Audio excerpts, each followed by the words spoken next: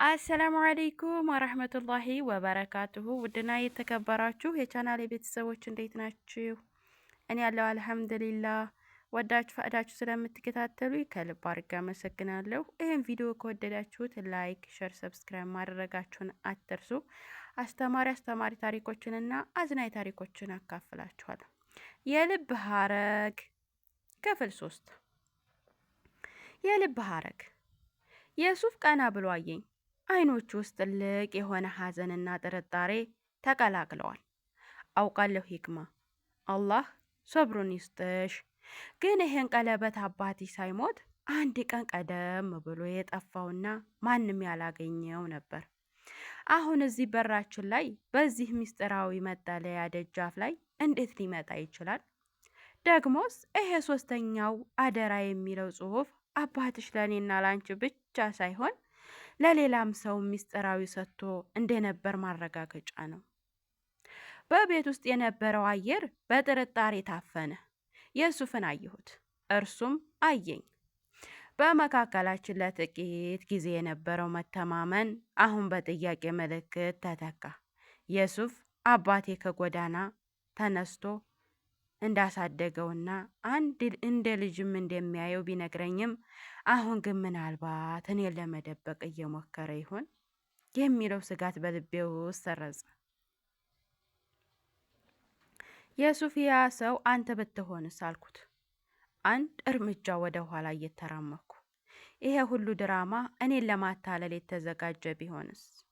አንተስ ከእነዚያ ሰዎች ጋር ተባባሪ ብትሆንስ? የሱፍ አንገቱን ደፋ።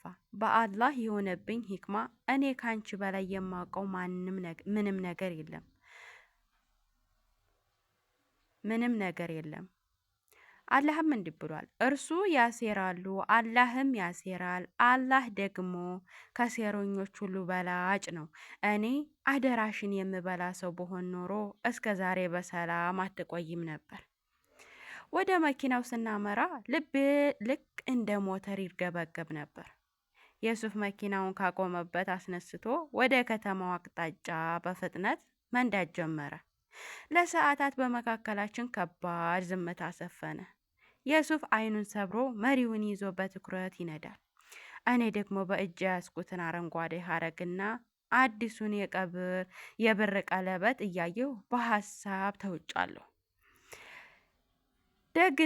ደግነቱ ግን ከኋላችን የነበሩ መብራቶች በከፍተኛ ፍጥነት ተጠጉን። የሱፍ ለማምለጥ ከመሞከር ይልቅ መኪናውን በዝግታ ወደ ዳር ማቆም ለምን አቆምክ አልኩት በድንጋጤ። ብንሸሽም ሊለቁን አይችሉም ሂክማ፣ ደግሞም አንቺ አደጋ ላይ መጣል አልፈልግም አለኝ በረጋ ድምፁ። አላህ ካላዘዘ በቀር ማንም ሊነካን አይችልም። ከመኪናዎቹ ውስጥ ሰዎች ወረዱ። ነገር ግን ከመካከላቸው አንድ ሰው ቁመናውና አረማመዱ ልክ እንደ አባቴ ነበር። ያ ሰው ቀስ እያለ ወደ መስኮታችን ተጠጋ። የሱፍ በመሪው ላይ እጆቹን አጥብቆ እንደያዘ ሂክማ፣ አይንሽን ስበሪ፣ አትመልከቺ አለኝ። ያ ጥላ መስኮቱን በዝግታ ሲያንኳኳ በጣቱ ላይ ያለው የብር ቀለበት ሲያንጸባርቅ አየሁት። በሩን ሲከፍት ያ ሰው ማንነቱን ሊገልጽ ያሰበ የ7 ዓመት ጉዞ የተጓዝኩት መሰለኝ።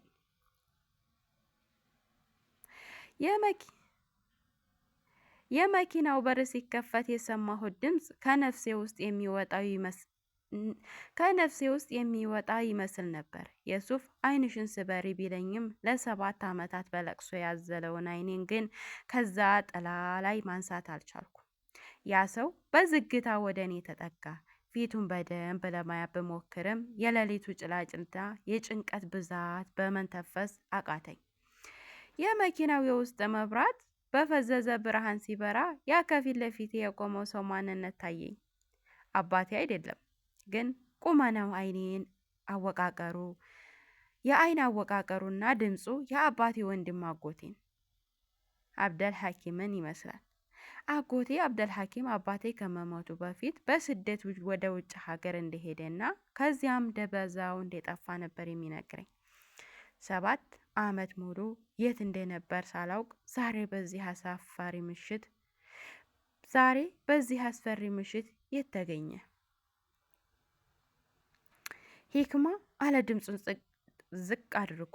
ያ ድምፅ የአባቴ የድምፅ ቅጽል ስለያዘ ብቻ ውስጤ በናፍቆት ተናወጠ። አጎቴ አብደል ሐኪም አልኩት። ድምፄ በመኪናው ውስጥ ካለው ቅዝቃዜ አየር ጋር እየተጋጨ። የሱፍ ከመኪናው ወረደ። በአክብሮት ቆሟል። በመካከላቸው ያለው መግባባት ግን አዲስ አልመሰለኝም። የሱፍ ይሄን ሁሉ ነገር ምንድን ነው? አጎቴ እዚህ ምን ያደርጋል? አባቴ አልሞተም ያልከው ስለዚህ ነው አልኩት። አጎቴ አብደል ሐኪም ወደ መስኮቱ ይብለጥ ተጠጋ።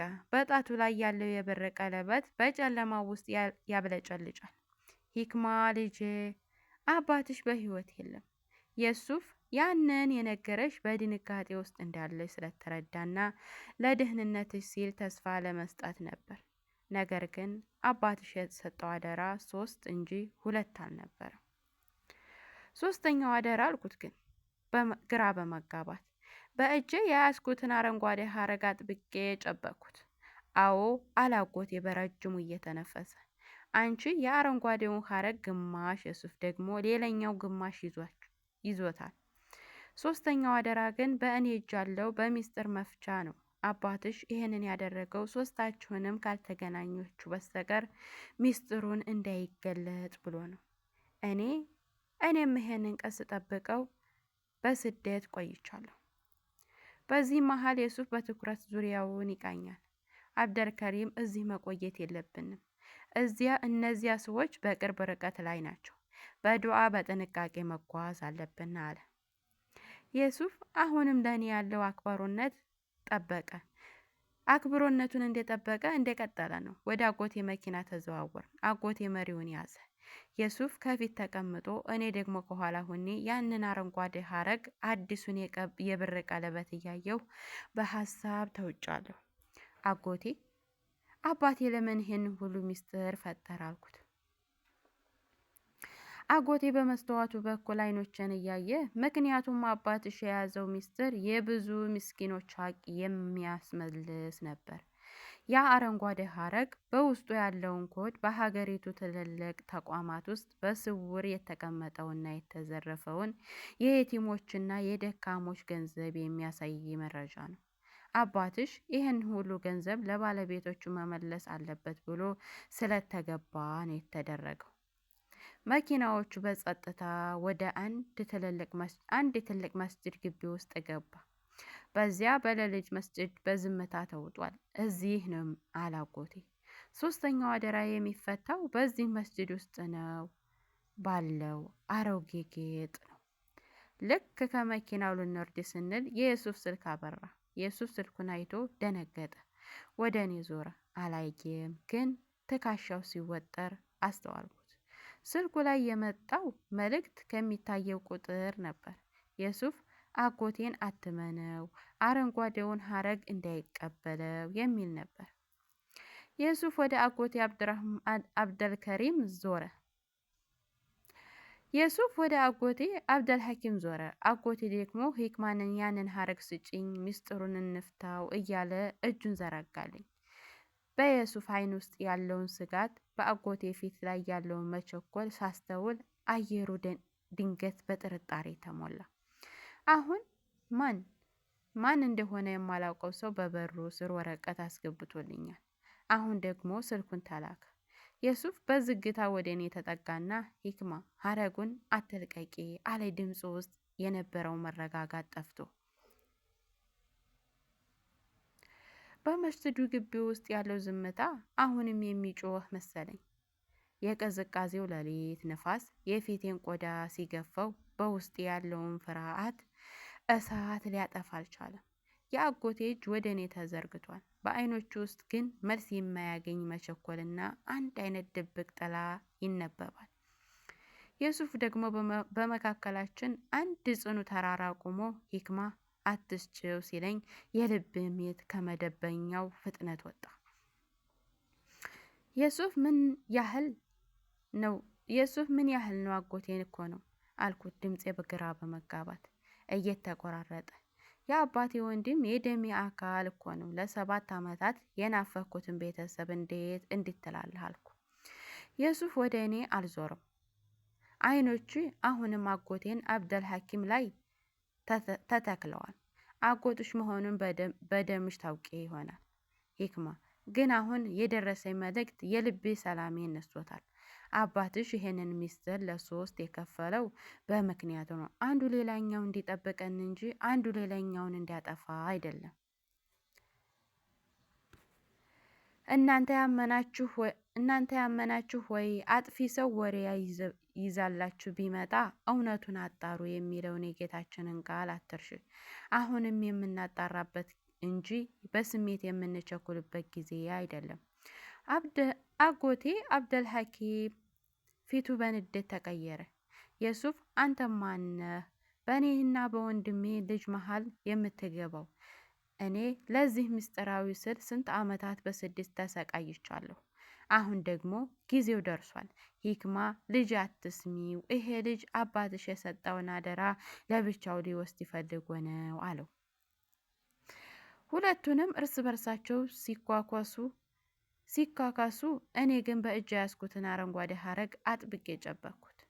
አላህ ወይ ሐቁን አሳየኝ ብዬ በውስጥ የተማጸንኩት። በመስጂዱ በአረንጓዴ ላይ ያለው ብርሃን በንፋሱ ሲውለበለብ የአጎቴን እጅ አጓጊ ተመለከትኩት። በትኩረት ሳይ አባቴ ከማሞቱ በፊት በወረቀቱ ላይ የሳለውን ይሄንን መልእክት ያየሽበት ሰው በፍጹም እንዳታምኒኝ፣ እርሱ ወዳጃችን መስሎ የመጣ ጠላት ነው ያለኝ ምስጢራዊ የጥቁር ንቅሳት በአጎቴ አጓጊ ላይ ተመለከትኩ። ደሜ በሰውነቱ ውስጥ ሲቀዘቅዝ ታወቀኝ። አጎቴ አብደል ሐኪም በዲኑ ጠንካራና እንዲህ አይነት ነገሮች የሚያወግዝ ሰው ነበር። ታዲያ ይሄ ሰው ማንን ነው? በእውነት አጎቴ ነው ወይስ በምስሉ ላይ የተመሳሰለብኝ ሰይጣን? የሱፍ አልኩት ድምፄ እየተንቀጠቀጠ። የሱፍ ተጠንቀቅ፣ መልእክቱ እጅ ላይ አለ። የሱፍ ሁኔታውን ወዲያውኑ ተረዳ። አጎቴ ነኝ የሚለው ሰው እጁን ወደ ኪሱ ሲከት የሱፍ በቅጽበት እጄን ያዘኝ። ሂክማ ወደ መስጂድ ውስጥ ግቢና በሩን ዝጊ፣ ምንም ቢፈጠር አትውጪ፣ አደራሽን አጥብቀሽ ያዥኝ አለ። አንተ የሱፍ ብቻህን እንዴት ትጋፈጠዋለህ አልኩት፣ እንባዬም በአይኖች ላይ እየመጡ። እኔ ለአደራው ስል ቆሜያለሁ፣ በአላህ ጥበቃ ስር ነኝ አለኝና ወደ መስጂዱ በአረንጓዴ በረንዳ ገፋኝ። የሱፍ ያንን አስመሳይ ሰው ለመጋፈጥ ሲቆም እኔ ወደ መስጂድ ውስጠኛው ክፍል ሮጥኩ። በሩ ከውስጥ ቆልፌ በመስኮት በኩል ስመለከት ሌሎች ሰዎች ከጨለማው ውስጥ ወጡ። የሱፍ ብቻውን ተከበበ። የሱፍ ሐረጉ እኔ ጋ ነው፣ ሂዱ፣ አምልጡ፣ አትጎዱ ብዬ በሆሳሳ ጮሁ። የሱፍ ግን አልሸሸም። ያ ፈገግታው የሰላም እንጂ የፍርሃት አልነበረም። ሀባይብ ስለተከታተላችሁኝ በጣም አድርጌ አመሰግናለሁ። በቀጣይ ቪዲዮ እስከምንገናኝ ድረስ መልካም ጊዜ ይሁንላችሁ። ይሄን ቪዲዮ ከወደዳችሁት ላይክ፣ ሼር፣ ሰብስክራይብ ማድረጋችሁን አትርሱ።